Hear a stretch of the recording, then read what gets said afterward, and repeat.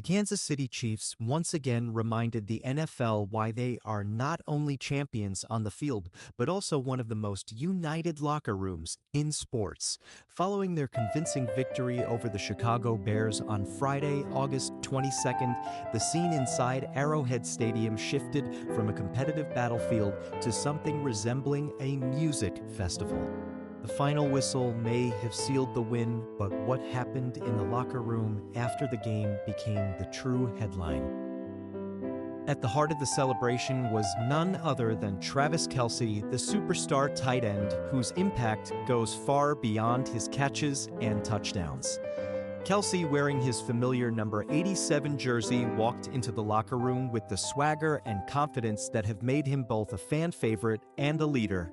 His grin stretched wide, his eyes shone with energy, and it was clear he wasn't ready for the night to end. The moment the first beat dropped from a massive portable speaker placed in the center of the room, the Chiefs' locker room transformed into a dance floor. The booming bass of hip-hop mixed with players' laughter, cheers, and the rhythmic pounding on lockers. Within seconds, Kelce became the center of attention. Known for his outgoing, magnetic personality, he jumped right into dancing, mixing freestyle moves with the playful improvisations that have made him a viral sensation on social media. What followed was less like a traditional post-game cooldown and more like a scene from a championship party.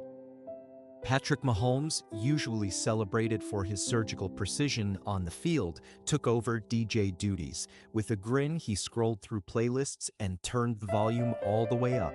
When the unmistakable beat of "Turn Down" for What blasted through the room, the players erupted. Kelce climbed on top of a bench, waving his arms and calling teammates to join him. Chris Jones, the towering defensive tackle, answered the call immediately, his booming steps shaking the entire floor as teammates howled in laughter. Even the younger players, those fresh out of the draft who at first stood shyly along the walls, couldn't resist being pulled into the celebration. Kelce, always the ringleader, extended his hand, shouting, "There's no distance here, no strangers. We're a family, and family celebrates together." The message rang loud, echoed by both veterans and rookies who joined the dance circle. Water bottles were popped open and sprayed into the air like champagne at a championship parade. Phones were pulled out to live stream the unforgettable scene to millions of fans. The most memorable highlight came when one of Kelce's teammates queued up Taylor Swift's hit song, "Shake It Off," a playful nod to Kelce's relationship with the global superstar. Without hesitation, Kelce began dancing to the track, belting out lyrics as his teammates cheered wildly. The locker room instantly turned into a blend of NFL grit and pop culture fun. It was a lighthearted but telling moment, showing just how comfortable Kelce is both on and off the field, and how much his teammates embrace his energy. Even the coaching staff couldn't help but smile. Andy Reid, often the embodiment of structure and discipline, leaned back in his chair, chuckling as his players danced. Every so often, even he tapped his foot to the beat. It was a rare, humanizing glimpse of the balance within the Chiefs organization where strict preparation coexists with unbreakable team spirit. Sports analysts often say the Chiefs' dominance isn't just about talent, it's about culture. The locker room that night proved the point. The Chiefs aren't merely a roster of stars, they are a family. As one journalist commented, other teams can win games, but very few teams create bonds like the Kansas City Chiefs. At the center of it all, Travis Kelce and Patrick Mahomes, the emotional and spiritual leaders of the squad. After nearly an hour of dancing, singing, and celebration, the energy finally began to settle. Players changed out of their jerseys, laughter still echoing, their eyes glowing with satisfaction.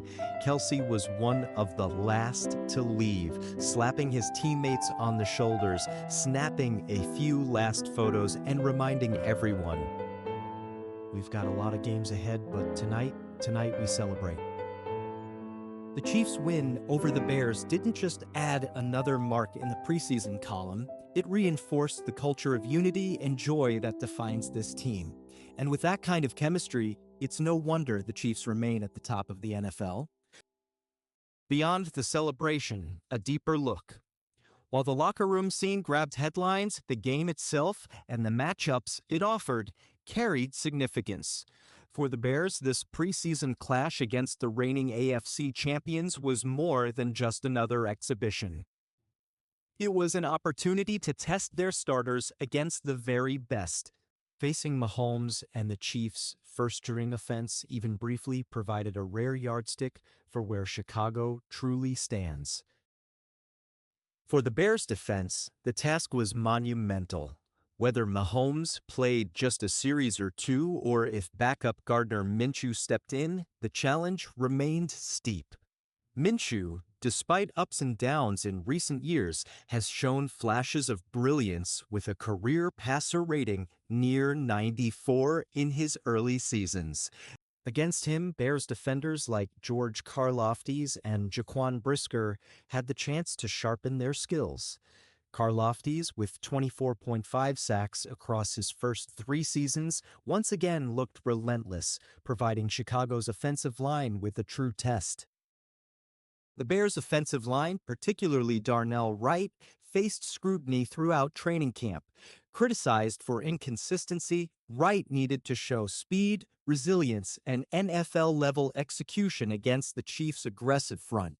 Lining up across from someone like Karlaftis or even Chris Jones provided exactly the type of iron sharpens iron opportunity coaches talk about. Wide receiver Tyquan Thornton, now wearing Chiefs red, added another storyline. Known for his blazing 4.28 speed, Thornton stretched the Bears' secondary deep.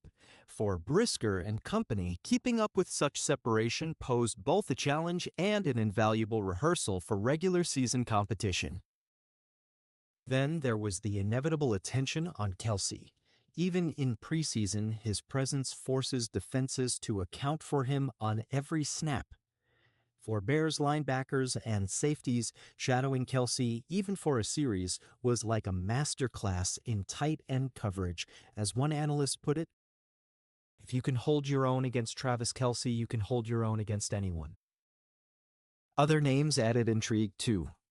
Former Bears tight end Robert Tonyan, now with Kansas City, faced his old team. While his time in Chicago didn't pan out as expected, the Chiefs may have plans to unleash his abilities in 2 tight end sets. Meanwhile, younger Bears defenders like Tariq Stevenson continued to search for consistency, with this game offering a litmus test of their readiness. In the trenches, the Chiefs' rotation provided no relief. If Chris Jones wasn't wreaking havoc, veterans like Mike Pennell ensured the Bears' offensive line had no easy snaps. And in the secondary, even with Kansas City's defense considered middle tier statistically, their sheer volume of reps against pass-heavy offenses gave them a battle-tested edge. For Bears coaches, the Chiefs matchup was a gift, the ultimate measuring stick. Win or lose, the experience sharpened Chicago in ways a routine preseason contest could not.